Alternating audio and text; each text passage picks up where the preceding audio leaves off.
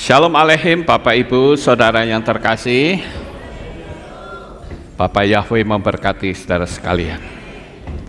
Pada pagi ini saya akan menyampaikan satu materi yang saya beri tema 5 hukum semesta. Baik, sekarang kita akan membahas tentang 5 hukum semesta. Bapak Ibu yang terkasih, beberapa waktu yang lalu, ini sekarang tanggal berapa ini? Tanggal 5 ya. Beberapa hari yang lalu ada orang WA saya, saudara. WA saya ini cukup mengejutkan karena dia berkata begini, kenapa ya Pak, di awal tahun ini kok saya merasa takut untuk menjalani hidup ini? Ada suara di pikiran saya, kalau hidupmu tidak akan pernah berubah sampai kapanpun.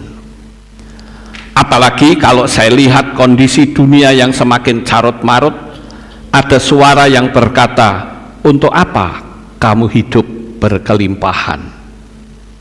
Jadi artinya suara itu mengatakan, sudahlah, kamu hidup miskin gak apa-apa, yang penting kamu mati masuk surga. Begitu kira-kira saudara. Nah, materi ini bukan untuk satu orang yang bertanya kepada saya, tetapi semua orang. Siapa tahu ada orang yang punya pemikiran yang sama tetapi tidak terucap. Saya yakin pasti ada, Bapak Ibu. Makanya saya berpikir saya buatkan materi ini supaya kita semua bisa paham. Nah, pernahkah saudara merasa adanya dinding-dinding yang tak terlihat yang menghalangi kehidupan saudara dari segala hal yang saudara inginkan? Aku pingin ini, kebentur, pingin itu, kebentur, seperti seolah-olah ada dinding yang tidak nampak, yang saat kita menjangkau rasanya sulit.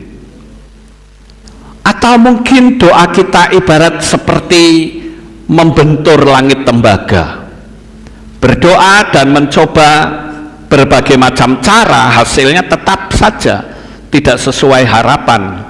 Dan kelimpahan itu tidak hanya untuk, atau kelimpahan itu hanya untuk orang-orang tertentu dan bukan untuk saya.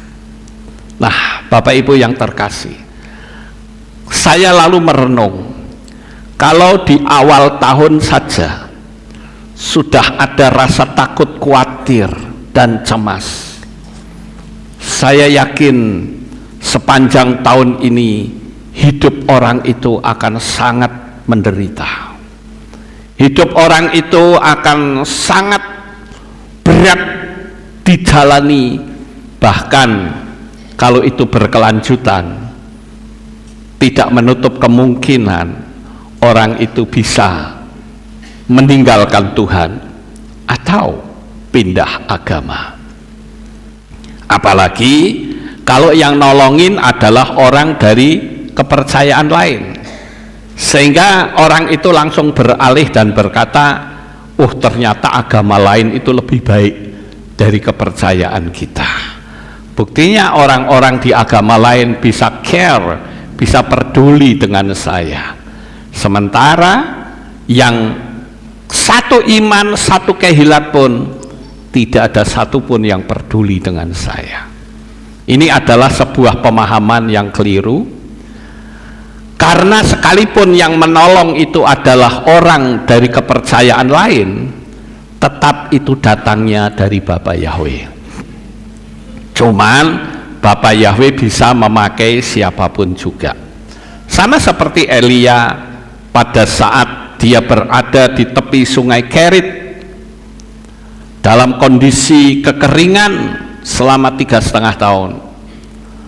Tuhan bisa kirim burung-burung gagak untuk memberi makan Elia.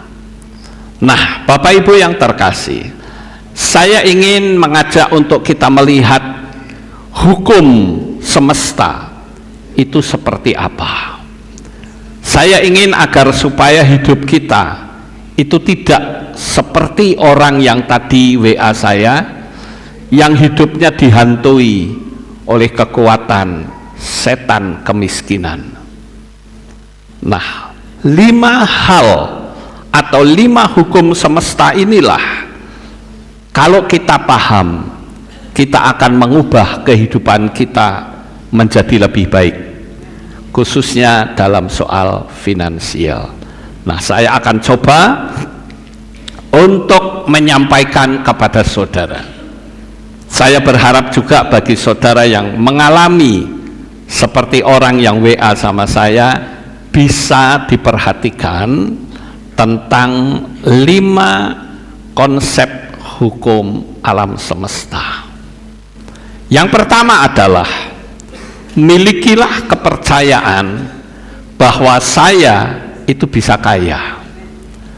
Nah, saya mau tanya kepada saudara yang ada di tempat ini, khususnya yang hidupnya sehari-hari saja susah, rumahnya juga masih kontrak. Pertanyaannya adalah, bisakah saudara menjadi kaya? Nah, itu modal utama saudara. Percaya bahwa saya bisa kaya, dan ucapan ini adalah mencipta. Sekarang saya mau tanya, kalau saudara kaya, kira-kira salah atau tidak? Tidak, saudara. Siapa bilang orang kaya itu salah? Nggak ada. Dan hari ini saya katakan kepada saudara, apapun pekerjaan saudara, apapun kehidupan saudara, sekalipun berada di bawah, saudara harus berani mengatakan, mulai saat ini saya percaya saya bisa kaya. Ya, jangan ragu Bapak Ibu. Kenapa banyak orang yang gagal untuk mempercayainya? Karena orang tersebut melihat gajinya kecil. Dan saya katakan bahwa banyak orang yang tidak paham antara gaji dan rezeki. Seringkali orang yang bekerja gajinya paling 2 juta, 3 juta, mereka akan memvonis diri bahwa saya tidak mungkin punya rumah, saya tidak mungkin punya mobil. Dan saya katakan, saudara punya cita-cita punya rumah dan punya mobil, itu adalah cita-cita yang wajar, bukan salah. Dan harusnya saudara punya cita-cita seperti itu. Enak apa sih ngontrak tiap bulan harus dikejar-kejar? Enak apa sih kita kos? Kan enak punya rumah sendiri, betul ya Bapak Ibu? Tapi saudara yakin apa tidak? Itu loh yang penting saudara. Mungkin gaji saudara 2 juta atau 3 juta. Memang saya harus mengatakan dan mengakui, untuk gaji 2 juta atau 3 juta untuk punya rumah, jawabannya impossible, mustahil. Tetapi ingat, di samping gaji ada yang namanya rezeki. Rezeki itu bisa ratusan kali lipat dari gaji saudara. Kalau itu mengena hati saudara, katakan amin. Ya, percaya saja Bapak Ibu. Gaji dan rezeki itu berbeda. Saudara bisa punya gaji kecil, tetapi rezeki saudara ratusan kali lipat dari gaji yang saudara punya. Ya. Keyakinan pikiran manusia itu memiliki kekuatan yang luar biasa untuk menarik atau menghalangi segala sesuatu yang kita inginkan. Saya ambil contoh Bapak Ibu. Ketika bangsa Israel dikejar oleh tentara Fir'aun dan dia berada di depan lautan Kolsom atau laut Tiberau atau laut merah, pertanyaannya adalah, bisakah mereka melewati lautan Kolsom? Halo, saya tanya kepada saudara, bisa nggak mereka lewatin lautan Kolsom? Nggak bisa, saudara. Saudara katakan bisa kan karena ceritanya sudah terjadi. Betul nggak Bapak Ibu? Tapi coba ketika saudara berada dalam sebuah kisah di mana posisi bangsa Israel di depan lautan Kolsom, mungkin kita juga setuju bahwa kita akan mati di situ. Makanya saya dikatakan saudara berkata bisa, itu karena saudara sudah tahu ceritanya. Tapi ketika saudara ada di posisi ketika mereka dikejar, saudara mungkin akan setuju dengan bangsa Israel. Nah, sekarang saya katakan, bangsa Israel waktu dikejar oleh Fir'aun, saya jawab, mustahil mereka bisa hidup, karena Fir'aun sudah punya tekad, Anda kembali atau saya bunuh. Dan saya bacakan di dalam kitab Shemot 14 ayat 11, 12 dan 16. Demikian bunyinya. Dan mereka berkata kepada Mose, apakah karena tidak ada kuburan di Mesir sehingga engkau membawa kami untuk mati di padang gurun ini? Apakah ini yang telah engkau perbuat bagi kami dengan membawa kami keluar dari Mesir?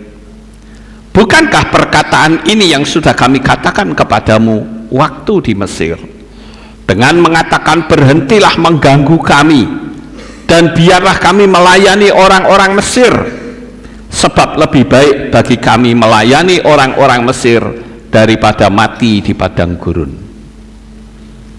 Bahkan Mose sendiri sempat goncang, saudara, sampai Tuhan itu menegur Mose.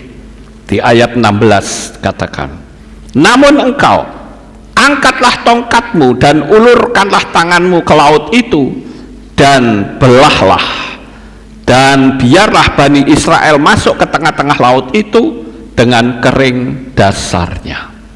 Kalau saudara membaca ayat sebelumnya, Mose ikut teriak-teriak sehingga Tuhan berkata, ngapain sih kamu teriak-teriak? Apa yang ada di tanganmu? Tongkat, angkat tongkatmu, belah lautan.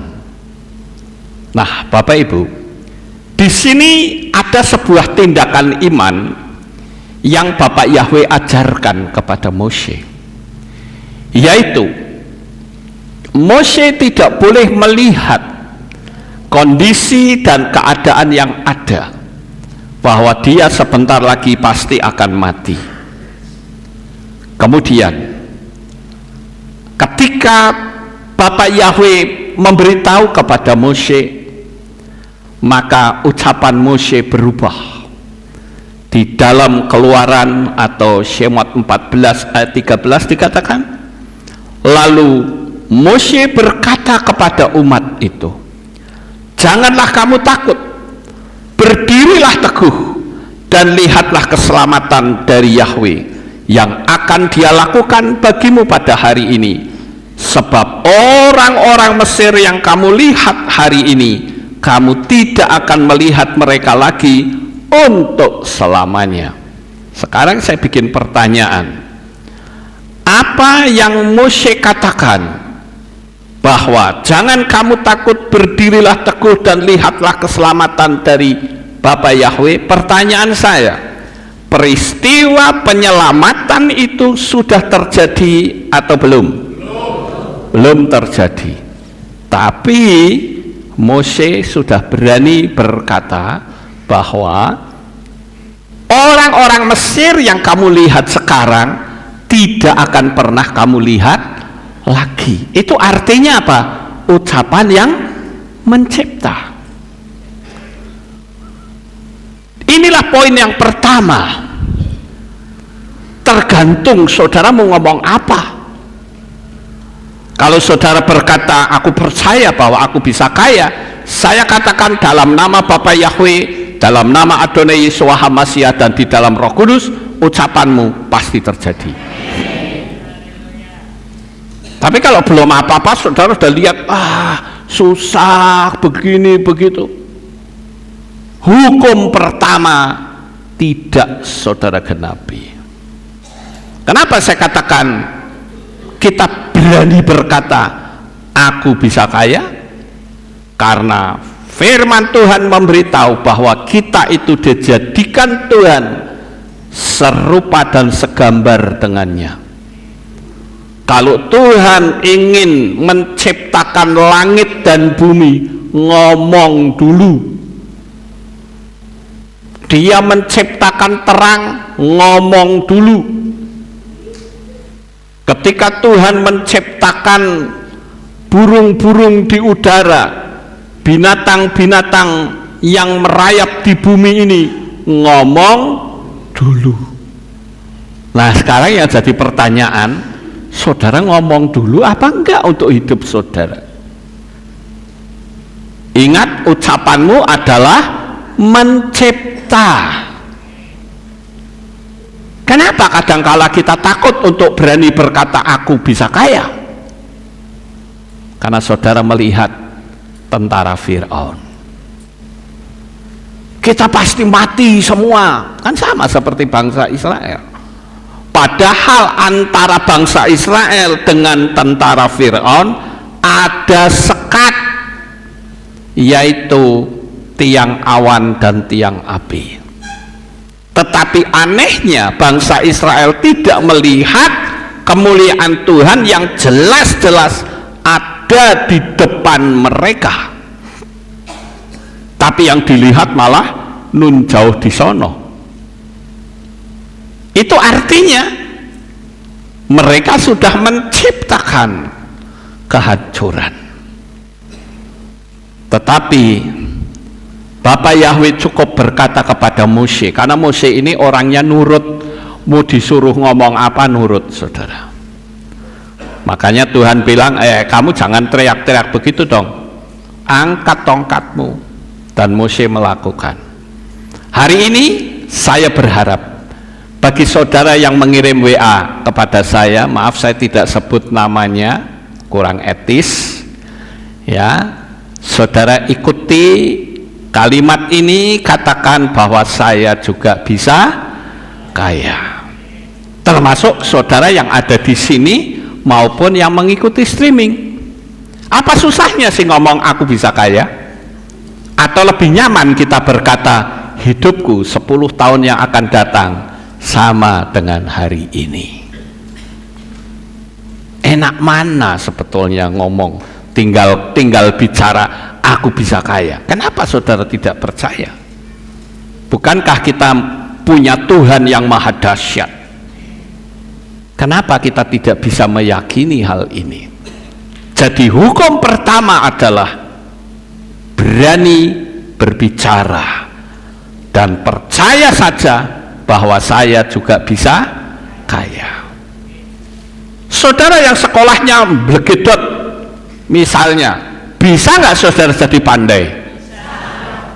Bisa, Bapak Ibu. Jangan sampai saudara terpengaruh. Kan sempat ada tuh orang yang gara-gara tidak diterima sekolah stres, nggak mau keluar kamar. Emangnya kesuksesan harus melalui bangku sekolah? Tidak tuh. Bahkan dunia mencatat bahwa orang-orang hebat yang tertulis dalam sejarah, mereka tidak melalui bangku sekolah. Saudara bisa sekolah bagus, tetapi kalau saudara tidak sekolah, saudara bukan berarti tidak bisa sukses. Paham Bapak Ibu? Nggak ada lagi orang yang stres hanya karena tidak sekolah. Tidak ada. Saya bisa tunjukkan kok tokoh-tokoh hebat yang ada di dunia ini yang tidak sekolah tetapi mereka menguasai dunia. Sekarang kita akan melihat hukum yang kedua. Hukum yang pertama saya berharap saudara bisa coba praktek mulai hari ini. Sekarang hukum yang kedua adalah bersyukur dengan fokus pada apa yang sudah kita miliki dan apa yang akan menjadi visi dan impian kita. Bagi saudara yang rumahnya kontrak, bisakah saudara cari gambar rumah yang bagus, saudara pandangin gambar itu, lalu saudara katakan, Tuhan, saya bersyukur saya punya rumah yang bagus. Saudara yang belum punya pasangan hidup, bisakah saudara juga berkata, terima kasih Bapa Yahweh, saya sudah punya pasangan hidup, bahkan tidak tanggung-tanggung, banyak cewek yang ngejar-ngejar saya. Beranikah saudara bicara seperti itu? Atau mungkin saudara berkata, ya saya sudah mulai tua, saya juga nggak punya duit, bagaimana saya bisa punya istri? Sepertinya terlalu jauh jangkauan saya. Saya katakan tidak terlalu jauh. Jangkauanmu sejauh apa yang kau ucapkan. Saudara yang terkasih, sekali lagi sama seperti bangsa Israel yang fokus kepada Firaun. Di kitab Shemot atau Keluaran pasal 14 ayat 10 dikatakan, adapun Firaun semakin mendekat ketika Bani Israel, perhatikan, mengangkat mata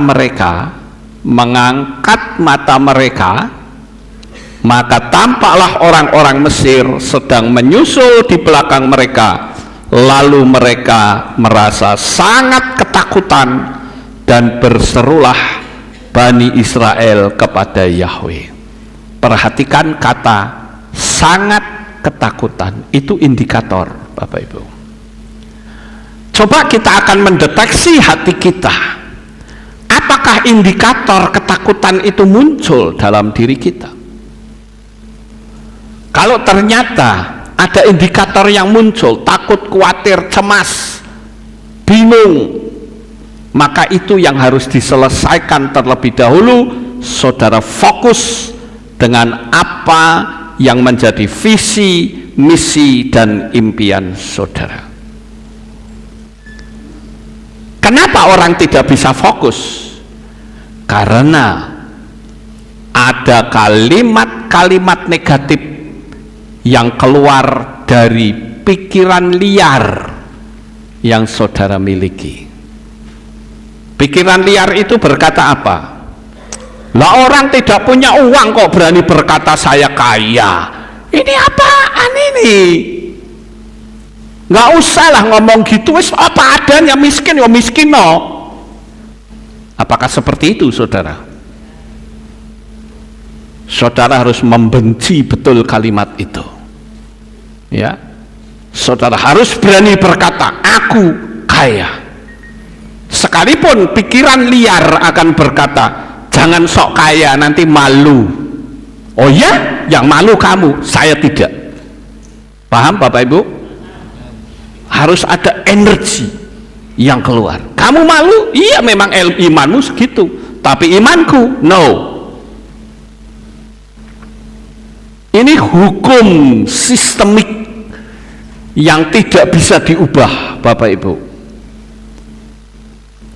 Sebenarnya kita ini hanya masalah waktu saja. Suka tidak suka, mau tidak mau, kita melewati lorong waktu. Masalah waktu inilah banyak orang yang gugur dengan memvonis mustahil. Sehingga secara hukum sistemik dia harus mengulang kembali dari awal. Misalnya, saya bicara hari ini, saya percaya saya punya rumah. Waktu kan berjalan, waktu berjalan, mujizatnya ada di situ, waktu berjalan. Tapi begitu sampai di sini digembosi dari luar, sehingga kita berkata, ya nampaknya memang benar apa yang diomongin orang itu, aku setuju. Apakah kita lanjut? Tidak. Kita mundur kembali ke sini dari awal. Kita harus ngerintis lagi iman kita sampai mentok, baru mujizatnya itu terjadi. Kira-kira paham nggak ini Bapak Ibu? Ya. Jangan saudara pikir ketika saudara berbuat kalimat-kalimat yang buruk, menyangkali diri sendiri bahwa engkau bisa kaya, kemudian saudara minta ampun selesai. Tidak. Saudara minta ampun bukan berarti melanjutkan, tidak, dia harus kembali ke awal. Itu hukumnya sistemik Tuhan seperti itu Bapak Ibu. Kita harus melewati lorong waktu. Orang menanam pohon durian dan menanam singkong itu punya waktu yang berbeda. Nah, bagi saudara yang suka tanaman, saya mau tanya, lama mana menanam singkong sama menanam durian? Lama durian, saudara. Saudara tidak bisa komplain, saya nanam singkong sebentar kok ini lama banget, wah kita potong saja sekalian. Nggak akan terjadi Bapak Ibu. Singkong memang hanya beberapa waktu, saya nggak tahu berapa lama ya, tapi kalau durian akan memakan waktu bertahun-tahun. Walaupun lambat dia tetap bertumbuh Bapak Ibu. Lalu saudara jengkel, mau makan durian aja kok susah amat, udahlah lebih baik nanam singkong aja, duriannya dipotong. Apakah bisa menikmati durian? Tidak, saudara. Nah, kita kadangkala seperti itu. Wah, pengen kaya saja kok lama banget, udahlah nggak usah, ya nikmati sajalah kemiskinanmu. Saya hari ini sedang bicara tentang hukum sistemik yang tidak bisa diubah, dan yang paling berat adalah melewati lorong waktu. Seorang anak dari SD sampai menjadi seorang sarjana juga akan melewati waktu. Bisa 3 tahun, 4 tahun, 5 tahun. Kalau 3 tahun kira-kira jadi sarjana bisa nggak? Bisa, kenapa tidak? Kecuali kalau di Indonesia. Kalau di luar negeri, anak yang seharusnya SMP sudah jadi universitas karena kepandaiannya melebihi yang lain. Saya melihat kemarin di YouTube saudara, ada seorang perempuan ini anaknya Bapak Profesor Yohanes Surya, ahli matematika di Indonesia. Saudara tahu, anaknya ini dia bisa menghafal 1000 digit. Hebat nggak? 1000 digit loh saudara. Artinya begini, coba saudara ngomong sekian catatan, tulisan, yang ngomong tulis, begitu sudah ucapkan, dia ucapkan persis sama 1000 digit saudara. Saya bilang luar biasa nih, otaknya macam kayak apa ya kayak gini. Kita jangankan 1000 digit, 2 digit saja lupa. Ya, 2 digit saja lupa loh saudara. Kitab ini pasal sekian ayat sekian, tadi ngomong apa ya? Lupa saudara, apalagi 1000 digit. Tapi anak ini, dia cewek loh, perempuan saudara, tapi dia bisa menghafal sedemikian hebat. Sampai saya mendengar ucapan dia saja saya kagum, luar biasa ini, otaknya dibuat dari apa ya? Komputer aja kalah loh saudara. Saya pikir komputer aja kalah ya.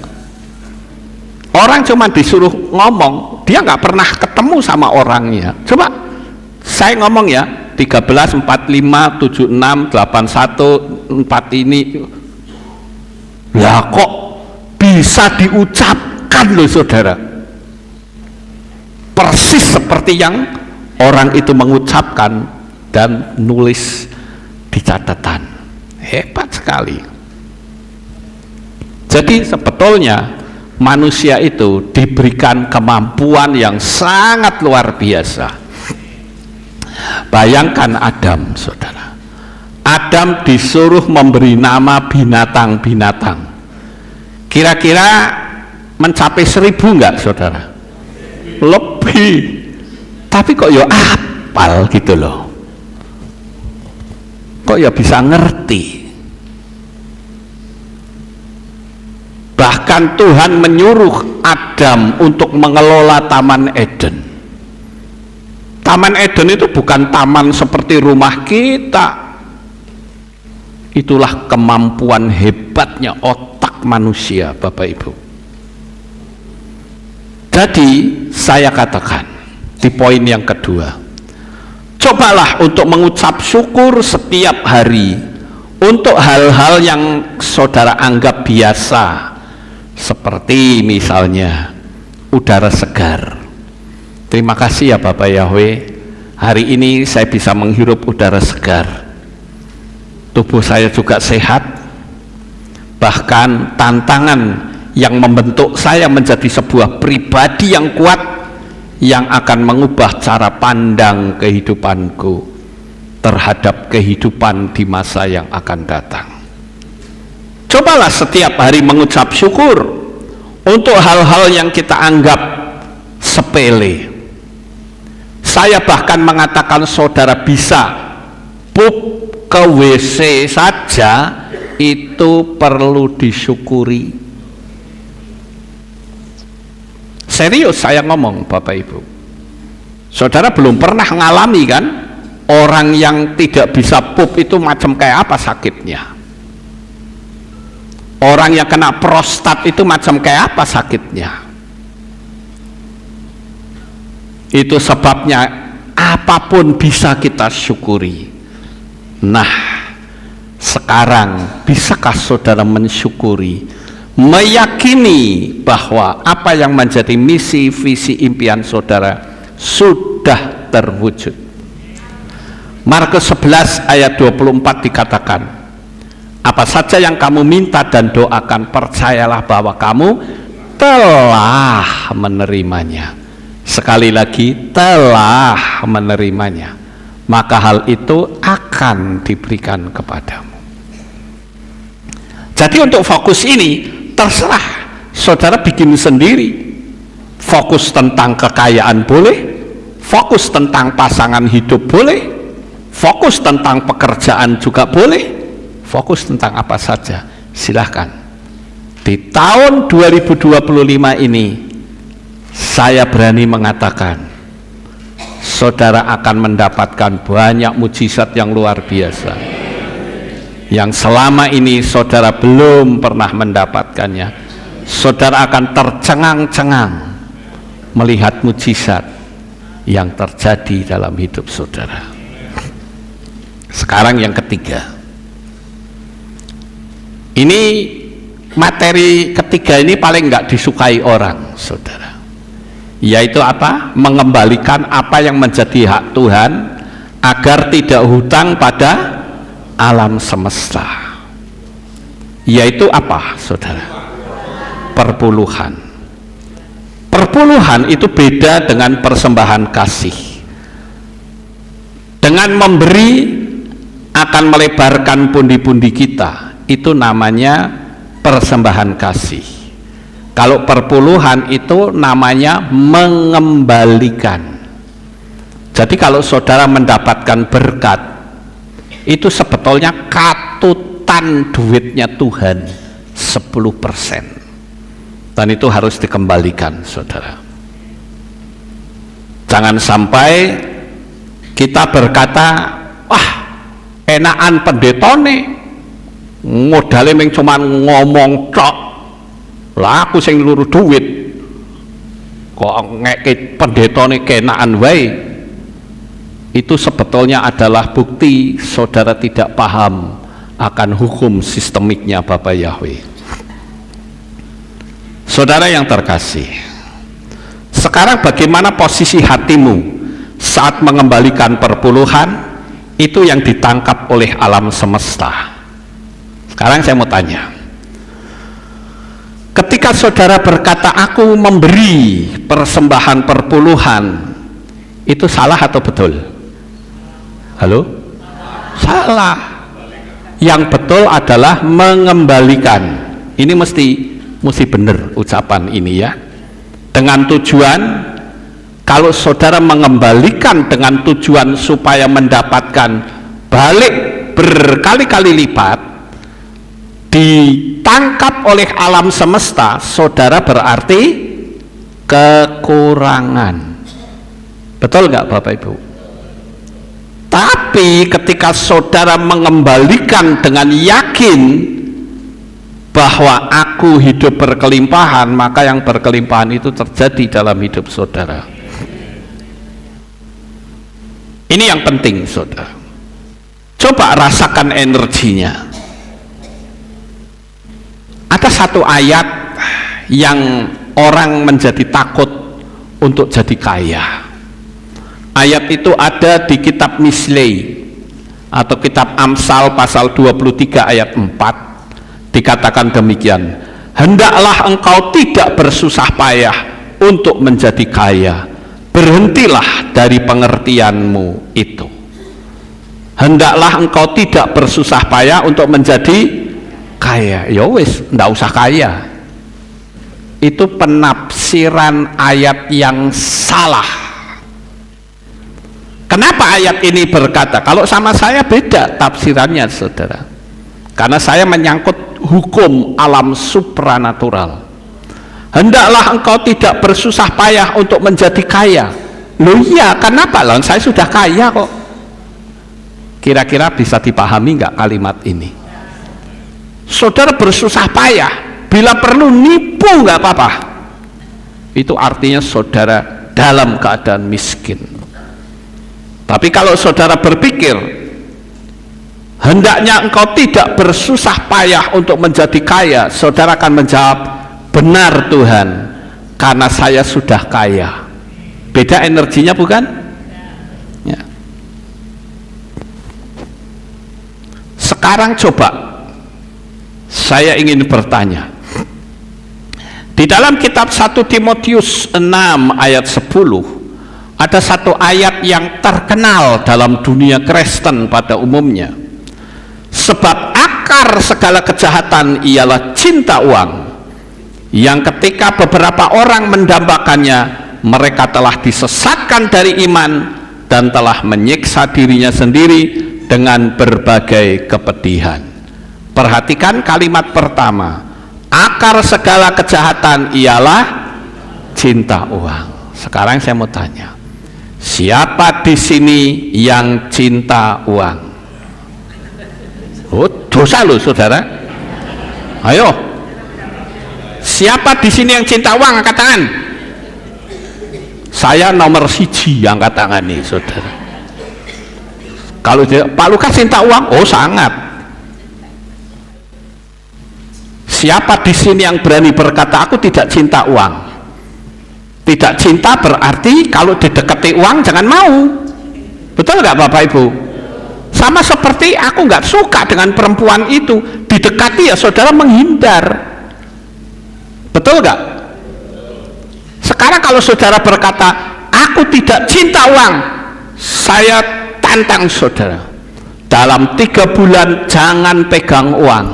Nangis saudara, pasti rindu kapan uang datang, kapan uang datang. Artinya cinta.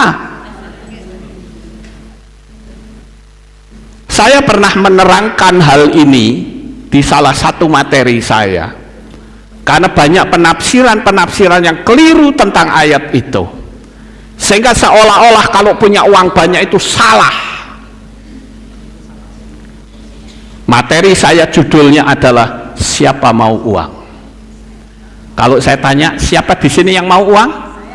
Saya. Nggak usah malu Bapak Ibu, nggak usah malu ya.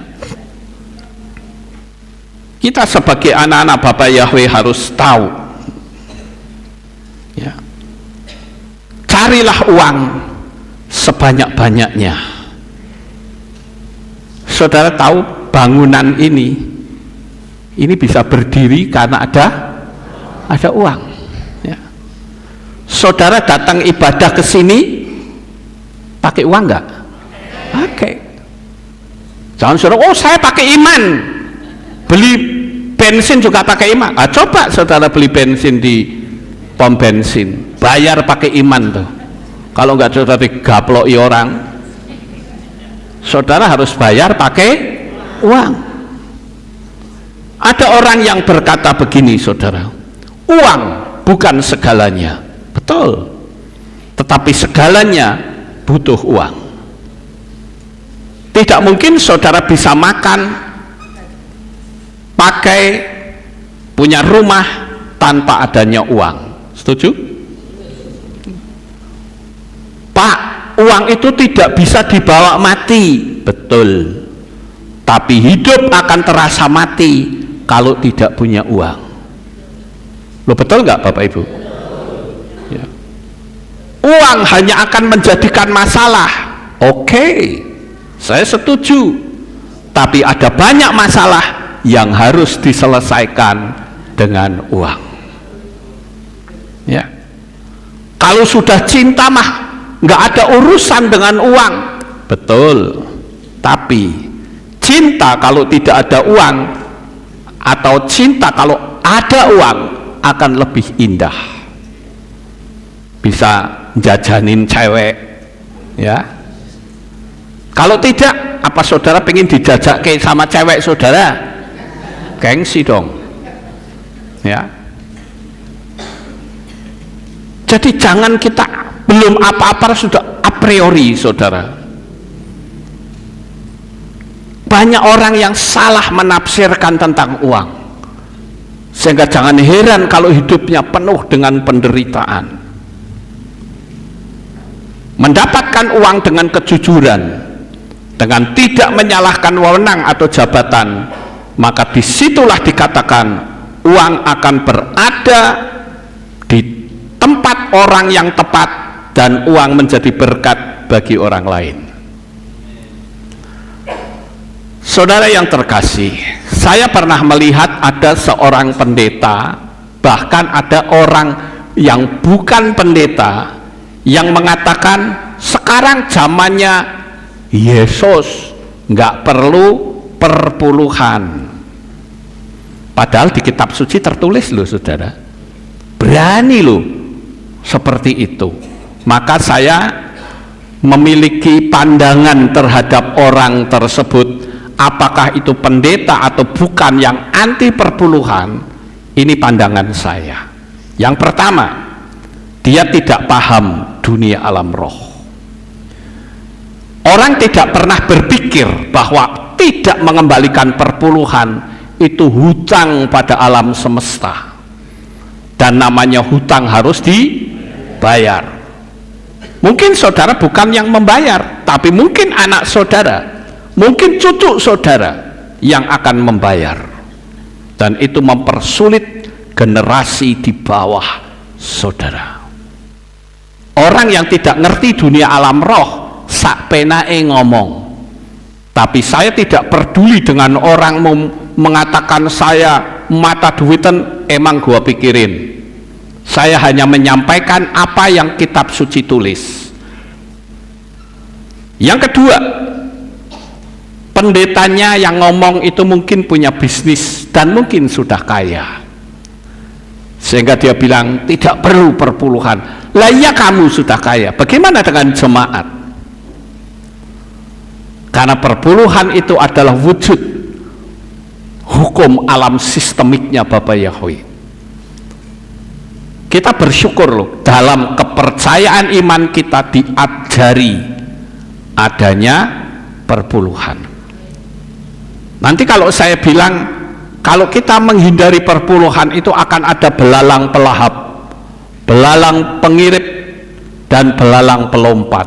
Oh, itu Pak Lukas menakut-nakuti. Anda bodoh sekali ngomong begitu. Itu sudah hukum. Belalang pelahap, belalang pengirip, belalang pelompat itu bicara apa? Saudara bisa kena bencana, kecelakaan, berurusan dengan hukum,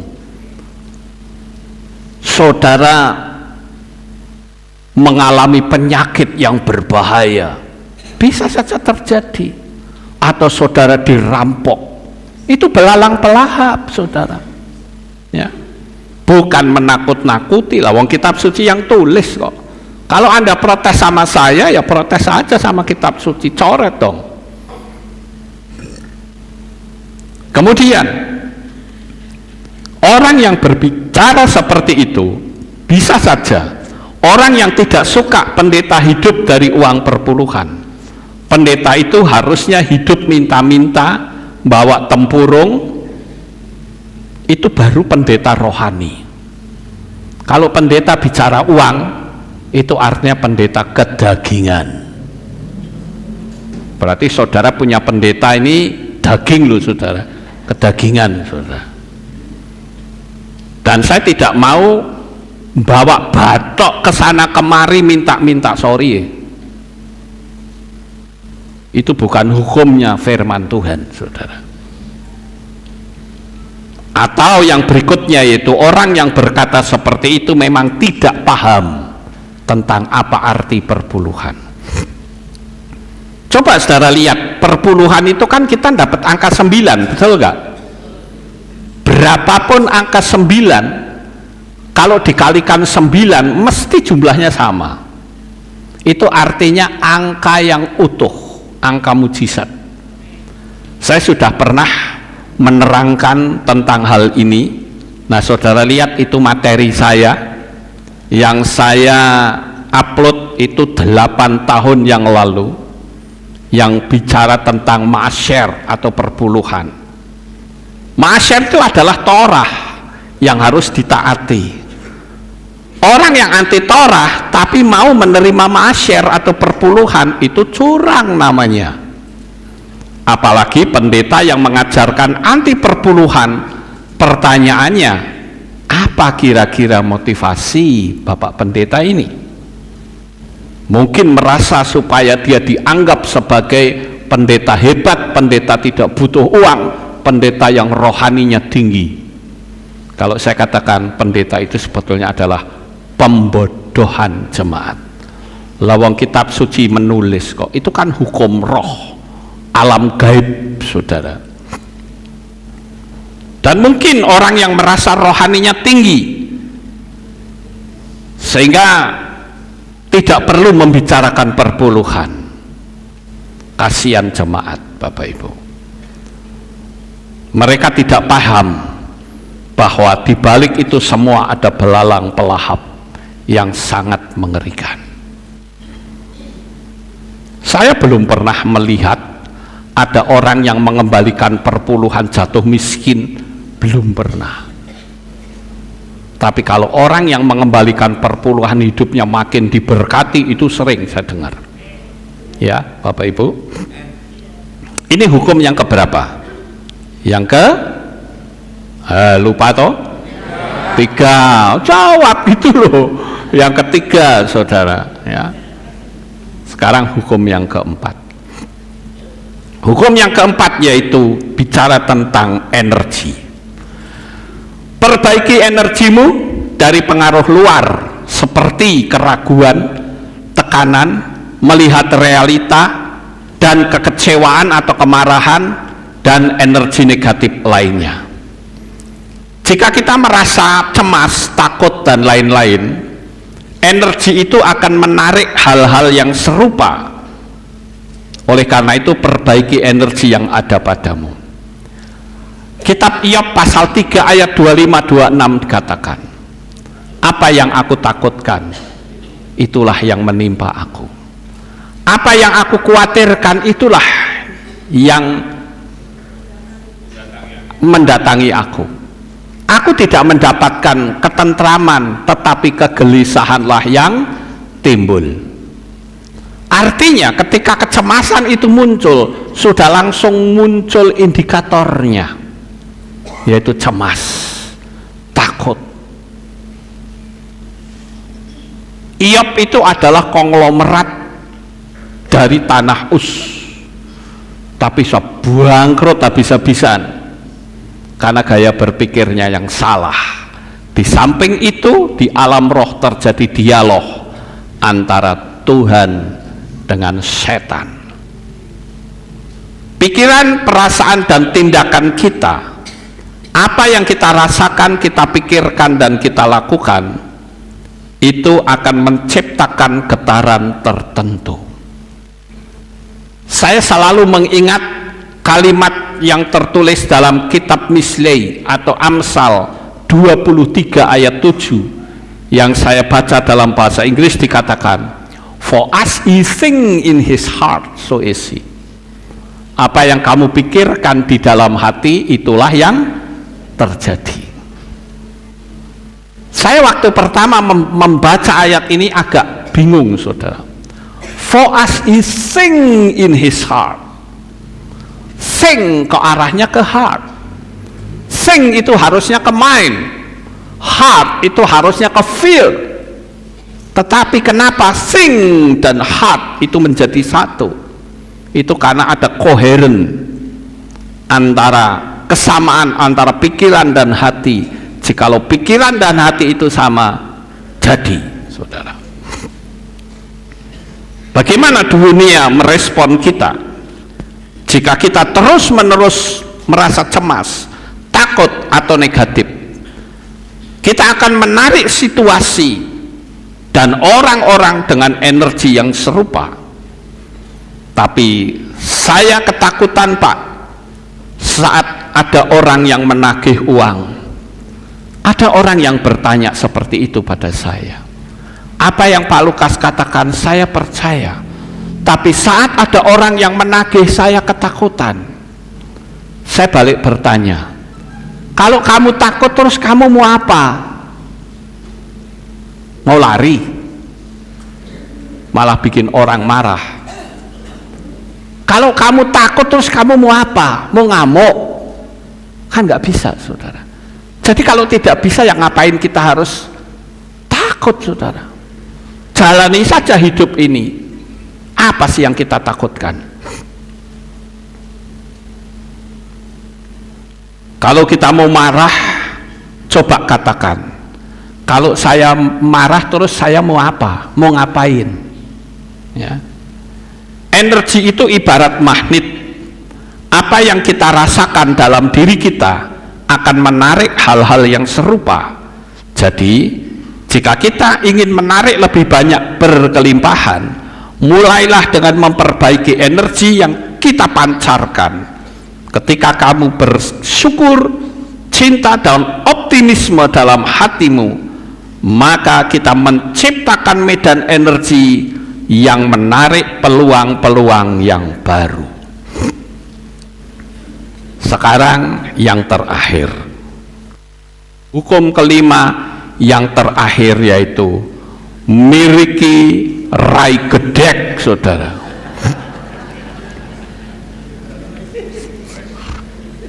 Orang Jawa kan bilang, dasar rai ini rai gedek, ya. Rai sin, rai depisin, kan suka ngomong gitu kan. Apa sih arti dari rai gedek, saudara? Rai gedek itu ya kayak begitu tuh, ya. Rai gedek artinya berani bicara tanpa rasa malu. Ayo mulai hari ini, beranilah engkau memakai rai gedek, saudara, dengan berkata, aku orang hebat dan aku kaya. Amin. Apapun energi yang diarahkan, maka yang terjadi adalah mujizat. Jangan terpengaruh dengan orang-orang yang berusaha untuk menggembosi siapapun orangnya.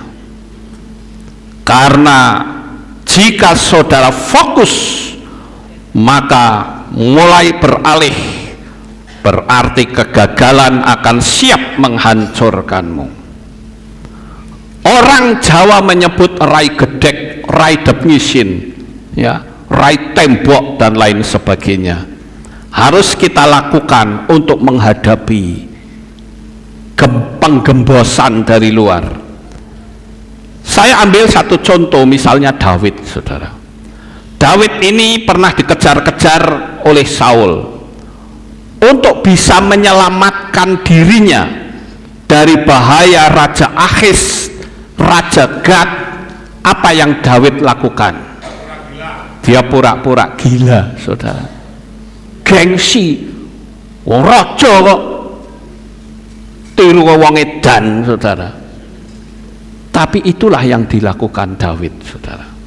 Di dalam kitab 1 Samuel atau Samuel Alef pasal 21 ayat 13 sampai 15 saya bacakan. Dan dia mengubah tingkah lakunya di depan mata mereka, dan di tangan mereka dia pura-pura gila dan menggores-gores pada pintu gerbang dan membiarkan air liurnya jatuh ke janggutnya.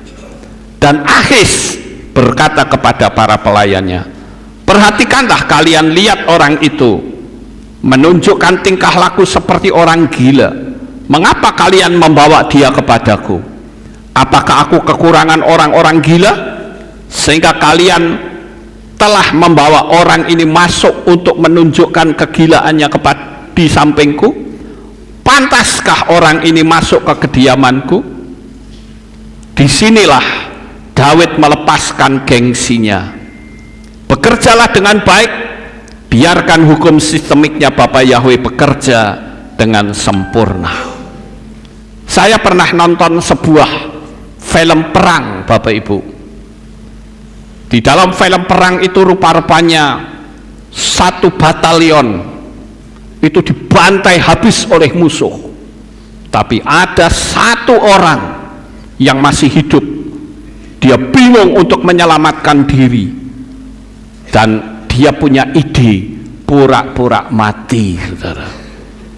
Dia berada di antara tumpukan-tumpukan mayat, sehingga musuh-musuhnya hanya melihat mayat-mayat itu, padahal di situ masih ada orang yang hidup. Tetapi karena dia menyamar sebagai jenazah, orang itu luput dari pembunuhan. Kadangkala kita memang harus meletakkan gengsi kita. Biarkan Roh Kudus yang akan membentuk kehidupan kita. Karena kita tahu bahwa di dalam perjalanan kehidupan kita itu ada sesuatu yang sangat dahsyat, yang sangat luar biasa. Dan saya harus katakan, Bapak Ibu, rai gedek ini adalah jawaban yang paling tepat. Kenapa? Karena di situ ada hukum vibrasi atau getaran, dan itu adalah konsep spiritual dan ilmiah yang menjelaskan bahwa semua benda dan pikiran memiliki getaran atau vibrasi unik. Saya tidak akan menjelaskan tentang hukum vibrasi karena saya pernah menyampaikannya. Tetapi kita harus menyadari, coba saudara renungkan, orang main musik seperti ini, misal ada 5 personil main musik, sekarang mainkan musik sakarepmu, kowe meh nyanyi opo, nyanyi sakarepmu. Kira-kira yang mendengar bagaimana, saudara? Yang gendang itu mungkin dangdutan, yang keyboard mungkin lagu jazz, yang bass itu mungkin caca-caca, wis mumet sing ngrungokke, saudara. Betul nggak, Bapak Ibu? Sekalipun sama-sama punya getaran, bass ada getarannya, ketipung ini juga ada getarannya, ya, bongo ini ada getarannya, keyboard juga ada getarannya. Tapi nek getarannya itu tidak selaras, orang mumet dengerin. Orang bilang metu wae percuma, budek kita, ya pasti akan seperti itu, saudara. Timbang kupingku kopon luwih apik metu, kan begitu, saudara. Tapi bagaimana kalau mainkan musik itu satu irama, maka akan sangat indah. Orang bahkan dengan getaran yang sama, orang bisa mencucurkan air mata. Orang bisa bersuka cita sekalipun sama-sama getarannya. Itulah yang saya katakan hukum vibrasi. Pikiran kita punya vibrasi, hati kita punya vibrasi. Kalau hatimu sudah banyak diwarnai dengan kepahitan, hatimu banyak diwarnai dengan kejengkelan, amarah, caci maki, umpat, itu kan vibrasi yang buruk, Bapak Ibu. Bagaimana saudara bisa mendapatkan hasil? Sebagai penutup, saya akan menceritakan sebuah kisah nyata, yaitu seorang yang menjadi pendiri dari Formula 1. Mungkin saudara pernah dengar namanya Bernie Ecclestone, ya. Bernie Ecclestone itu adalah pendiri dari Formula 1 grup, sekaligus merangkap sebagai CEO selama 40 tahun. Mantap bukan? Suatu hari Bernie ini berjalan keluar dari kantornya di Knightsbridge. Ini kisah nyata, saudara. Di Knightsbridge. Dan saat melewati tempat yang sepi, ada beberapa orang yang menghadang, mengepung Bernie. Dia dirampok, saudara. Dipukuli habis-habisan sampai babak belur. Mata sebelah kanannya bengkak menghitam. Itu tidak seberapa, tetapi yang paling bikin jengkel adalah jam tangan dia yang mereknya Hublot. Saudara tahu jam tangan itu harganya berapa? 4 miliar, saudara. Jam tangan merek Hublot itu ikut dirampok, dicuri. Kalau saudara sebagai Bernie, apa yang akan saudara lakukan? Dia marah-marah kepada polisi, atau ngomel-ngomel, memindahkan energi negatif karena kerampokan, atau mungkin saudara marah sama anak istri. Tapi Bernie tidak begitu. Dia tidak akan menjadi pengusaha sukses jika perilakunya sama dengan kondisi manusia pada umumnya. Yang dilakukan Bernie adalah cukup sederhana sekaligus aneh, saudara. Dia minta orang untuk memfoto wajahnya yang babak belur, mencetaknya dan mengirimkannya kepada CEO Hublot, ya, CEO dari jam tangan itu, saudara, yaitu yang bernama Jean Claude Beaver. Tidak lupa dia menulis sebuah pesan dengan tulisan, "See what people will do for a Hublot." Ya, artinya lihat apa yang akan orang lakukan untuk memiliki Hublot. Ini komplain yang sederhana dari bos F1, tapi tajam. Orang kebanyakan jika mendapatkan komplain negatif akan panik dan mati-matian mencegah agar kisah buruk tidak sampai tersebar. Tapi berbeda dengan CEO Hublot itu, dia tidak marah. Bisa saja CEO Hublot itu berkata, "Loh, kamu yang kerampokan kok kamu nyalain saya?" Aneh banget, bisa seperti itu. Tapi CEO ini berkata, "Boleh nggak Bernie, aku minta izin untuk membuat iklan dengan memasang fotomu yang babak belur, sekaligus meminta agar Hublot menjadi jam resmi dari Formula One." Apa jadinya? Setelah iklan itu diluncurkan, hasil penjualan jam tangan Hublot itu meroket luar biasa. Padahal saudara lihat, harga jamnya saja 4 miliar. Kalau saudara punya uang 4 miliar mau beli jam itu? Kalau apik tukoknya omah, ya, betul nggak? Ini 4 miliar cuma nganggo jam, saudara. Jam 4 miliar ya jalannya podo, ya kan? Apa saudara pikir jam 4 miliar muternya cepet gitu? Tidak sama, saudara. Ya. Nah, apa yang terjadi, saudara?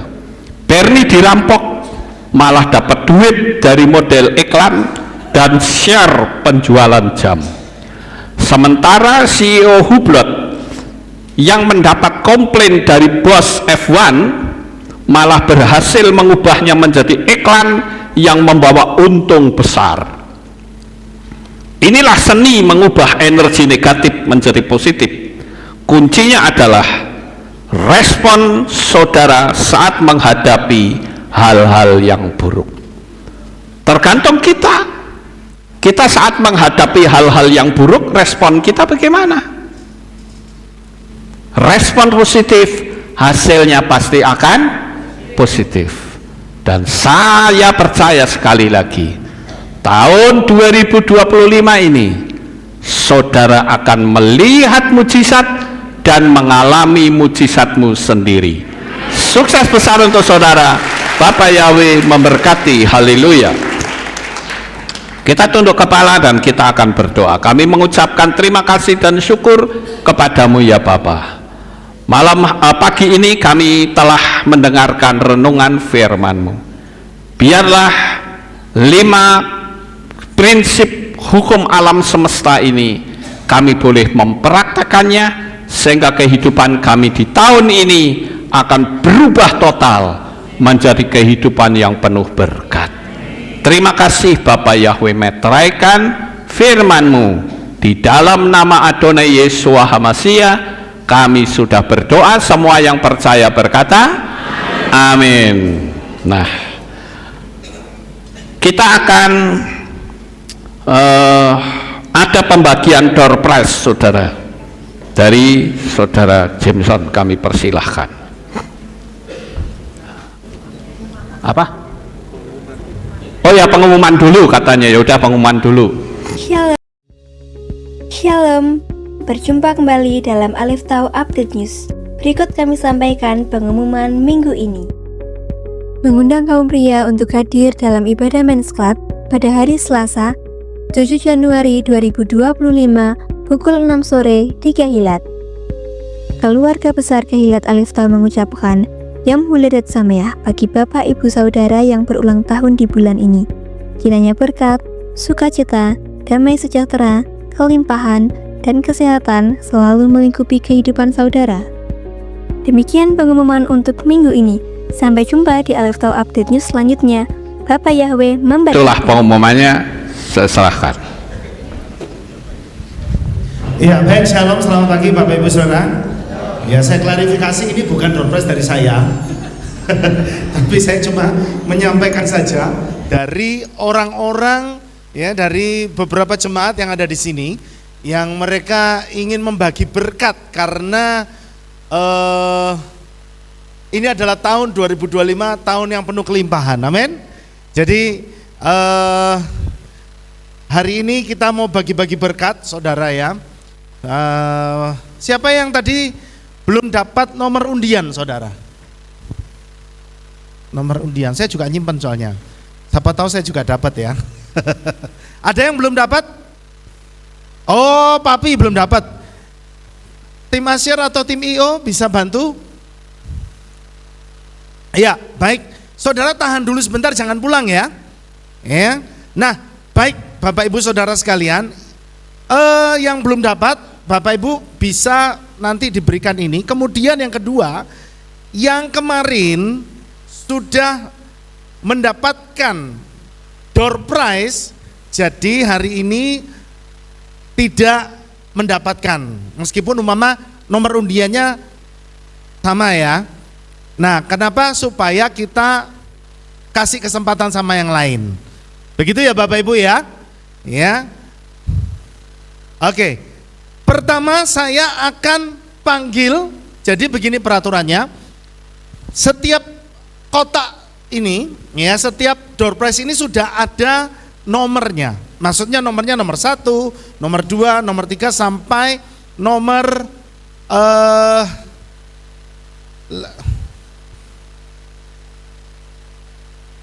bagi 13 ya.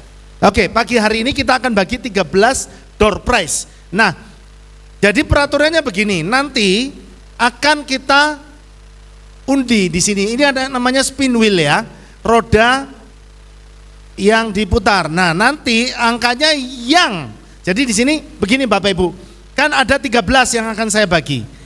Ya, yang saya panggil pertama berarti itu nomor 1, bisa langsung maju. Yang nomornya nanti kedapatan di sini ya, begitu ya. Kemudian yang kedua, nomor 2 berarti, gitu. Nah nanti di sini karena sudah ada ketentuannya, ada yang dapat kipas angin, ada yang dapat dispenser, kompor, magicom, sabun cuci. Iya, oh tapi sabun cuci 1 loh saudara, lumayan buat cuci-cuci sebulan. Ya, nah itu jadi Bapak Ibu jangan begini, lu aku itu kok sabun cuci, gitu ya, nggak boleh iri-irian. Kalau mau tukur-tukuran boleh, tuker-tukuran sendiri nanti ya. Mama sabun cuci mau tuker sama kipas angin, boleh tukeran sendiri nanti di luar ya. Oke, baik, yang nomor 1 ya, yang angkanya dapat di situ, saudara maju saja nanti ya. Oke, silakan nomor 1, silakan diputar. Oke, ya saudara boleh berdoa. Ya, nomor berapa yang keluar? 217. Iya, ada nomor 217? Tidak ada. Oh, ada. Oi, 217. Wah, loh, ini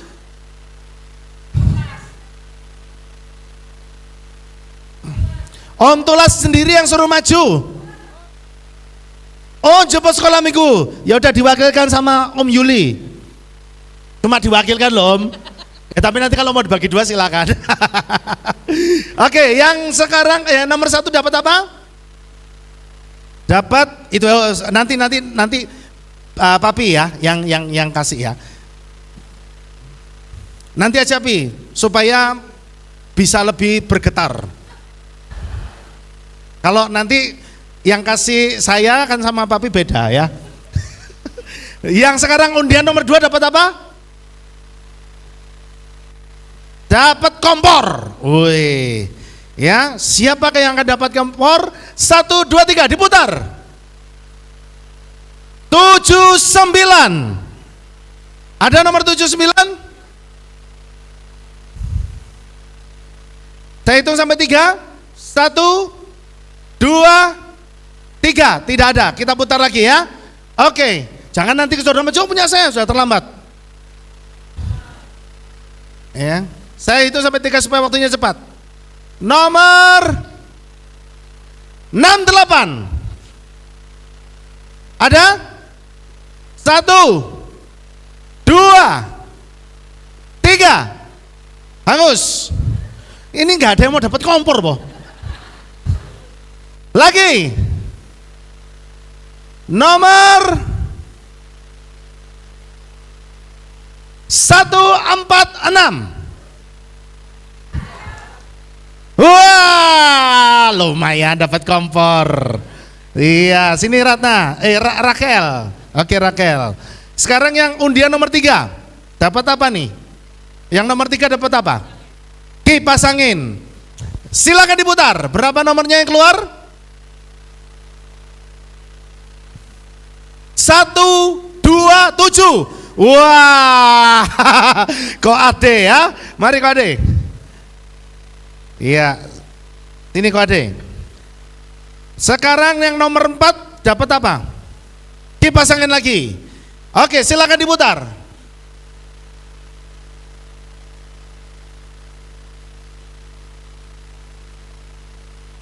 Satu, 2, 3.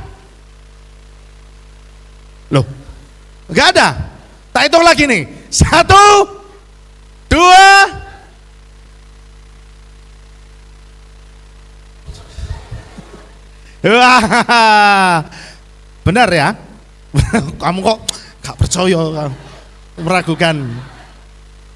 Sini, siapa Bu, Mbak Martini. Ya, maju sini Mbak Martini. Sekarang, ya diinget-inget ya, hadiahnya kipas.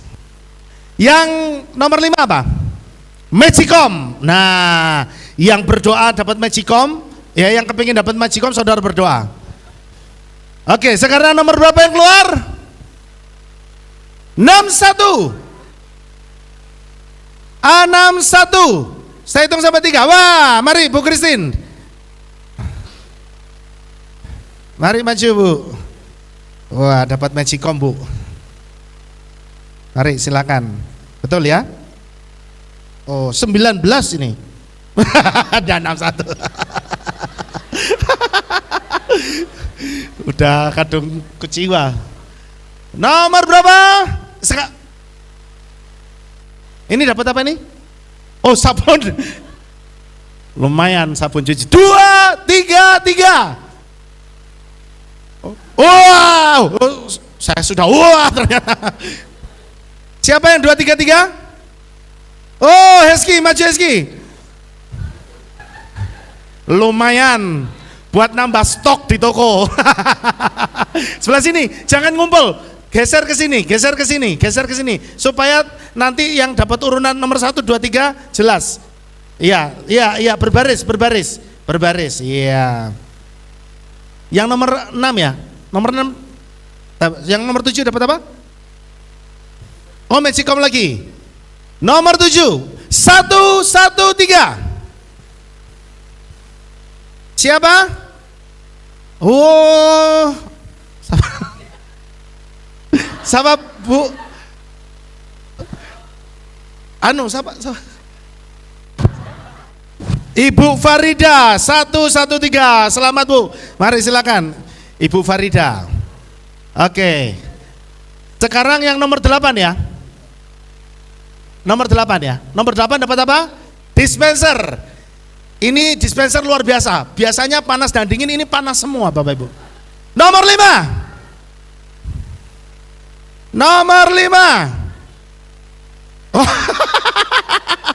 Wah, puji Tuhan. Lumayan, Pastori dapat dispenser. Yes. Lumayan, tulas bikin kopi nggak perlu. Oh, benar. Arif Mi sini. Sekarang yang nomor 9 ya. Nomor 9 dapat apa? Kipas angin.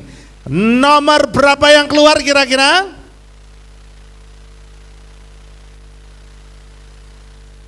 8. Wah, Mbak Lia dapat kipas angin Mbak Lia. Mari maju sini Mbak Lia, selamat ya. Oh, kurang ke sini. Mbak Martini ke sini, biar nanti yang bagi enggak bingung. Nah, sini, geser lagi sini. Oke. Sekarang yang nomor 10 ya. 10 apa dapat apa? Waduh. Ini aku nggak ikut-ikutan loh ya, mystery box. Tapi siapa tahu ini emas. 1 on gitu. Oke, nomor berapa yang keluar? 144. Wah, mari Tante Jun. Wah, Tante Jun dapat mystery box. Iya. Oke, sebelah sini Tante. Sekarang nomor 10, dapat dispenser lagi. Oh, 11 ya. 11 dapat dispenser. Nomor berapa yang keluar? 6. Nomor 6. Ibu Putut. Iya, mari Bu, silakan Bu. Naik di sini Bu. Oke, yang ke-12 ya. Dapat apa 12? Kipas angin lagi. Iya. Memang akhir-akhir ini sering panas Saudara. Jadi perlu kipas angin. Nomor berapa yang keluar? 57. Loh, cocok. Nanti pulang ke Bali bawa kipas. Karena di Bali memang panas ya. Oke, selamat. Oke, yang terakhir 13, kipas angin lagi. Tuh kan? Nomor 13. Ya, kipas angin. Ini nomor berapa yang keluar?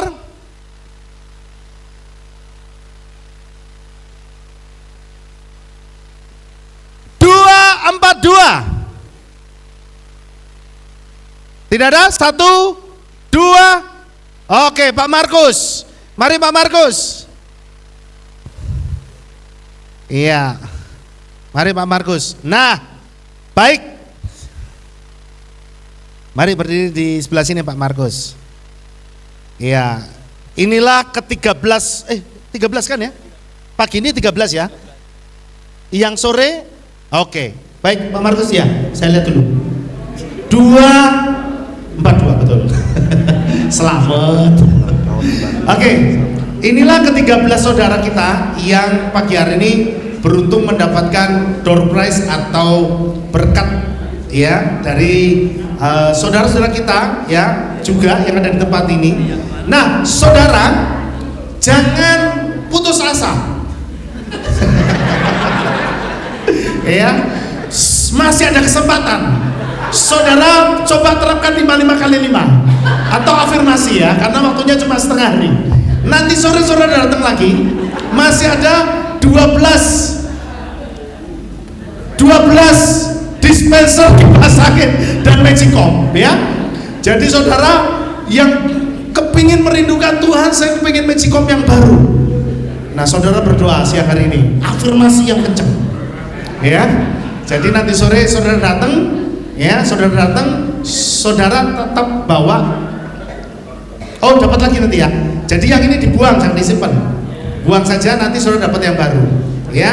Jadi inilah dia ke-13 saudara. Nah saya mohon Papi Lukas bisa memberikannya. Oke, yang nomor 1 dulu Pi. Iya. Oke, ini diberikan kepada Tulas. Oke, Rakel selamat ya. Kok Ade selamat. Ya, Mbak Martini. Makasih Pi. Selamat. Kok pinter ya? Orangnya kecil, kipasnya kecil. Jadi nggak berat ya. Pinter ini, ibunya ya. Oke, selamat. Oke. Ya, sabun. Ini yang Oke. dapat sabun. Ya, ini yang dapat sabun. Oh iya, yes. Oh salah. Wah, ini udah tanggung jawab ganti rugi. Oke. Ya, jangan lupa punya mami dispenser. Jok keliru ya. Tapi memang pastori sudah lama tidak punya dispenser. Jadi kalau kepengin kopi mesti godok dulu. Ya. Ternyata Tuhan kirimkan dispenser khusus. Ya. Oke, selamat.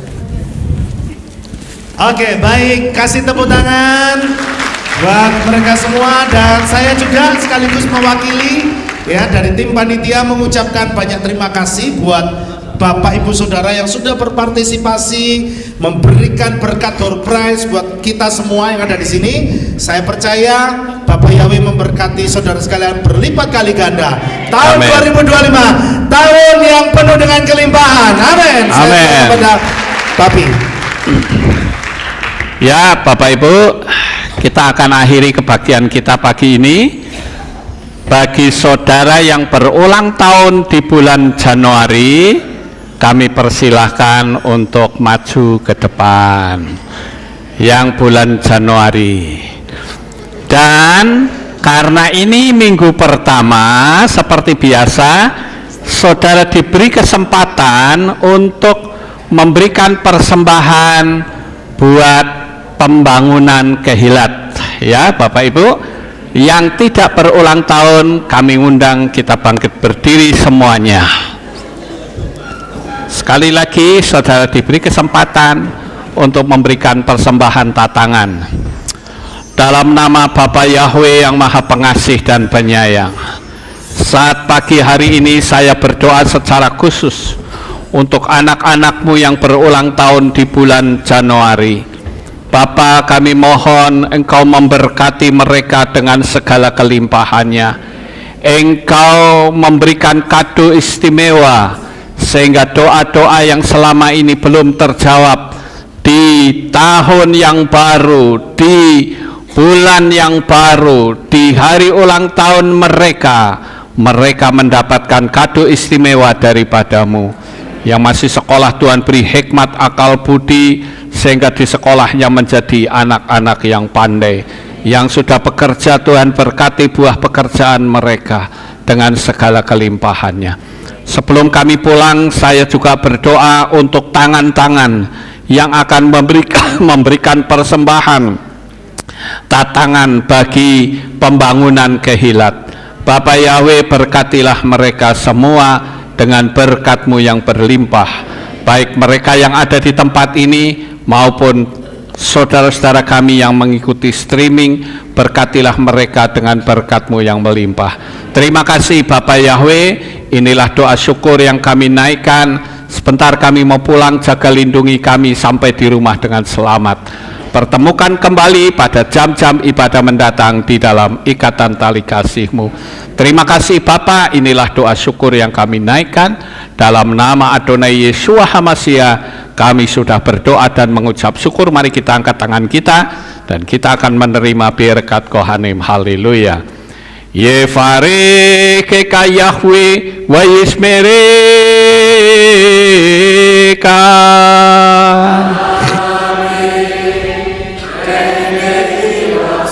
Yair Yahweh panau eleka wihuneka.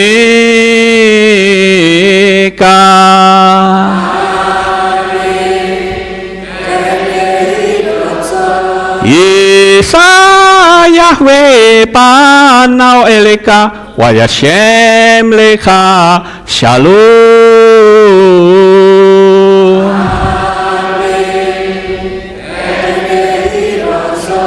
Baruk atabaero faruk atabasareh. Engkau akan diberkati di kota dan kau akan diberkati di ladang. Baruk peripit neka ufriat matka ufri fahem teka syekar ala peka wa esterot soneka. Diberkatilah buah kandunganmu, diberkati hasil bumimu, diberkati hasil ternakmu, anak-anak lembumu dan anak-anak dombamu. Baruk tanah kaum misyar teka, diberkatilah bakulmu dan tempat adonanmu. Baruk ata boboy kau faruk atabat seteka, dan kau akan diberkati pada waktu kau masuk, dan engkau akan diberkati pada waktu engkau keluar. Baruk ata Yahweh Elohenu melek haolam, besem Yeshua HaMashiach waruah hakodes kile olam faet. Kami sudah berdoa dan mengucap syukur. Haleluya.